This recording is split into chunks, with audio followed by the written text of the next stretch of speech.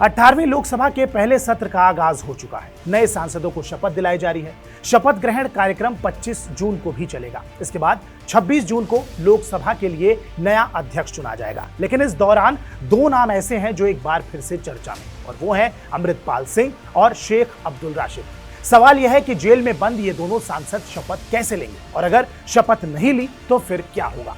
24 जून की सुबह pro tem speaker Bhartrihari Mehtab Rashtrapati Bhavan पहुंचे।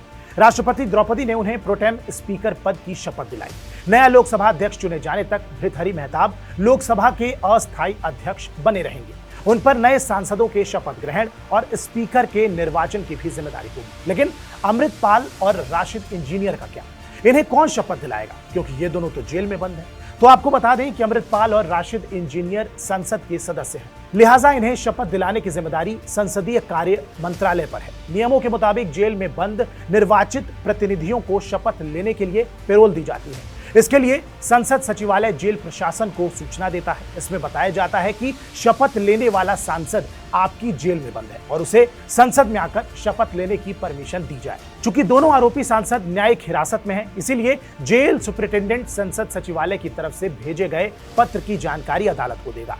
अदालत की परमिशन पर ही पैरोल के नियम और शर्तें तय होंगी। अगर कोर्ट इन्हें शपथ ग्रहण के लिए इजाजत देता है, इसके बावजूद इन पर कई पाबंदियां लागू होंगी। मसलन इन्हें कड़ी सुरक्षा घेरे में संसद तक लाया जाएगा। एसीपी या इंस्पेक्टर रैंक का अधिकारी सुरक्षा में तैनात रहेगा। जेल की गाड़ी दोनों आरोपी सांसदों को संसद भवन के गेट तक लाएगी। यहां से संसद की सुरक्षा में तैनात गार्ड इन्हें अपनी कस्टडी में लेंगे और सदन तक पहुंचाएंगे।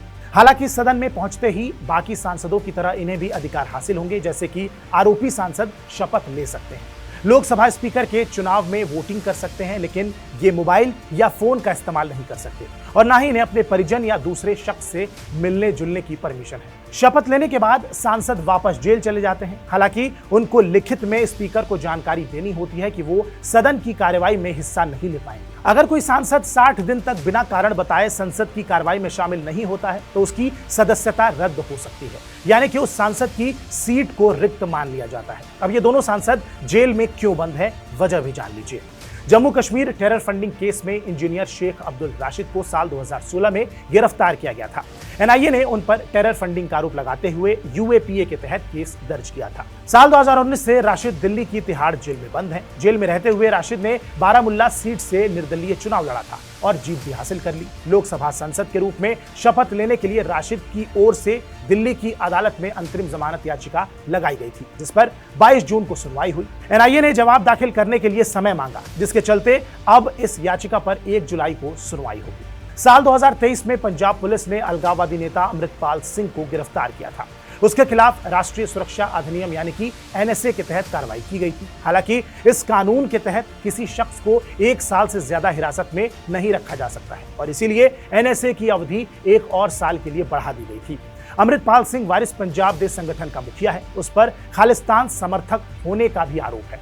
अमृतपाल इस वक्त डिब्रूगढ़ जेल में बंद है। जेल से ही अमृतपाल ने पंजाब की खडूर साहिब सीट से चुनाव लड़ा और जीत भी हासिल कर ली। उसके वकील राजदेव सिंह खालसा का कहना है कि संसद कार्यालय की तरफ से शपथ ग्रहण को लेकर कोई जानकारी नहीं दी गई है। हालांकि अमृतपाल की अंतरिम जमानत के लिए पंजाब सरकार के गृह विभाग और डीसी कार्यालय में एप्लीकेशन भेजी गई है।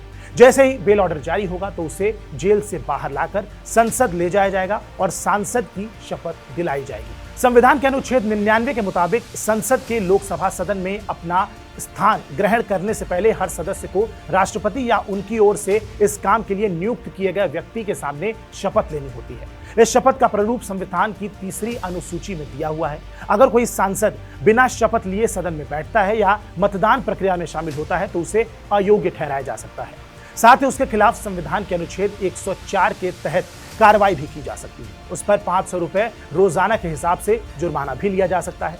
शपथ ग्रहण के लिए नाम पुकारे जाने पर सांसदों को इलेक्शन कमीशन की तरफ से जारी सर्टिफिकेट दिखाना होता है। इस सर्टिफिकेट में दर्ज नाम शपथ ग्रहण के दौरान लेना जरूरी होता है। इससे पहले नाम की शुरुआत में कुछ भी जोड़ा या घटाया नहीं जा सकता।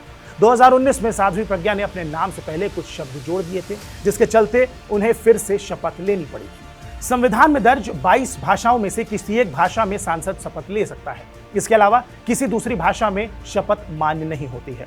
कानून के जानकारों का कहना है कि जहां तक जेल में बंद सांसदों की शपथ ग्रहण का सवाल है, इससे कुछ दिनों के लिए टाला तो जा सकता है, लेकिन रोका नहीं जा सकता। जून 2019 में भी ऐसा ही एक मामला सामने आया था। शपथ ग्रहण के समय घोसी सीट के सांसद अतुल कुमार सिंह जेल में थे। कोर्ट की परमिशन पर अतुल कुमार सिंह जनवरी 2020 में संसद पहुंचे और शपथ ग्रहण की थी। बहरहाल इस वीडियो पर आपकी क्या प्रतिक्रिया है, हमें कमेंट बॉक्स में जरूर बताएं। बाकी देश और दुनिया की तमाम बड़ी खबरों के लिए आप सब्सक्राइब कीजिए TV9 डिजिटल। नमस्कार।